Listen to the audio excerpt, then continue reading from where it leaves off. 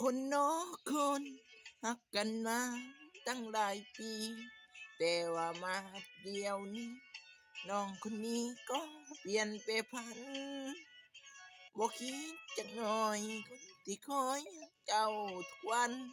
โอ้ใจเจ้านั้นบอกว่าไม่ด้วยอิหยัง ความหักของนางหอดครึ่งทางก็ตัดสายใยเลยมาทิมอายไว้เบิ่งแม่หัวใจเจ้าสร้างดำหลอกให้ไอายเสือแล้วมาเบื่อต้นขึ้นทางไผมาพี่ไผมา